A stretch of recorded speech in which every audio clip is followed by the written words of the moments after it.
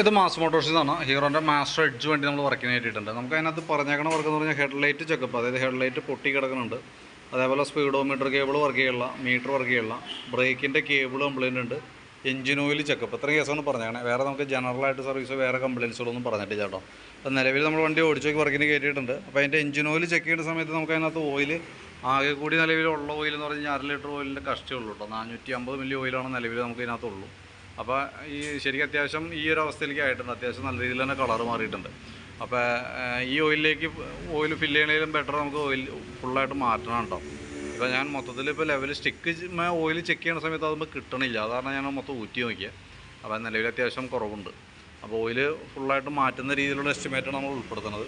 പിന്നെ അതിൻ്റെ ബ്രേക്കിൻ്റെ കംപ്ലയിൻറ്റ് പറഞ്ഞിട്ടുണ്ട്. ബ്രേക്കിൻ്റെ കംപ്ലയിൻറ്റ് എന്ന് പറഞ്ഞാൽ ഈ ബാക്കിലേക്ക് തന്നെ ബ്രേക്കിൻ്റെ ഒരു കേബിൾ പോയിട്ടുണ്ട്, ഫ്രണ്ടിലേക്ക് തന്നെ ബ്രേക്കിൻ്റെ ഒരു കേബിളും കംപ്ലയിൻ്റ് ഉണ്ട്. അതായത് ലെഫ്റ്റ് സൈഡിന്മേന്ന് ഈ ലിവറുമേന്ന് പോകുന്ന 2 കേബിളുകളും ഔട്ടർ വലിഞ്ഞ് ടൈറ്റ് ആയേക്കാണ്. അതാണ് ആ ബ്രേക്കിൻ്റെ പ്രശ്നം കാണിക്കുന്നത് കേട്ടോ.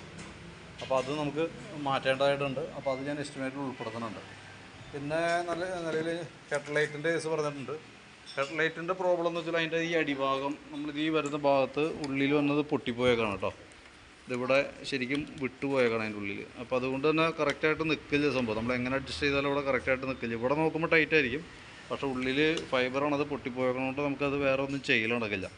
അതല്ലെങ്കിൽ പിന്നെ സ്ക്രൂ അടിച്ചിടണം. പക്ഷേ സ്ക്രൂ അടിക്കുമ്പോഴുള്ള പ്രോബ്ലം വെച്ചാൽ അതിൻ്റെ ഉള്ളിലേക്ക് വെള്ളം കയറും. വെള്ളം കയറിയ ബൾബ് പൊട്ടിപ്പോകാനുള്ള സാധ്യത നിലവിലുണ്ട്, വെള്ളത്തിൻ്റെ അംശം വരുന്ന സമയത്ത് കേട്ടോ. അപ്പോൾ ഞാൻ ആ ഹെഡ്ലൈറ്റ് അസംബ്ലിയും അതിനകത്ത് ഉൾപ്പെടുത്തിയിട്ടുണ്ട്. അപ്പോൾ നമുക്ക് അതിൻ്റെ കേബിളുകൾ, ബ്രേക്കിൻ്റെ 2 കേബിൾ മാറണം, സ്പീഡോമീറ്റർ കേബിൾ മാറണം, ഹെഡ്ലൈറ്റ് അസംബ്ലി, എഞ്ചിൻ ഓയിൽ, ഇത്രയായിട്ടാണ് നമുക്ക് മാറ്റേണ്ടതായിട്ട് വന്നത് കേട്ടോ. അപ്പോൾ ഞാൻ എൻ്റെ ഏകദേശം ഒരു എസ്റ്റിമേറ്റഡ് ഡീറ്റെയിൽസ് ഓൾറെഡി വാട്സാപ്പിനകത്ത് കിട്ടേക്കാം. വീഡിയോ കണ്ടുമ്പോൾ നോക്കിയിട്ടൊന്ന് റിപ്ലൈ ചെയ്യണം കേട്ടോ. കാരണം നമുക്ക് റിപ്ലൈ കിട്ടിയിട്ട് അതനുസരിച്ചിട്ടാണ് വർക്ക് കംപ്ലീറ്റ് ചെയ്യാനായിട്ട്. ഓക്കെ.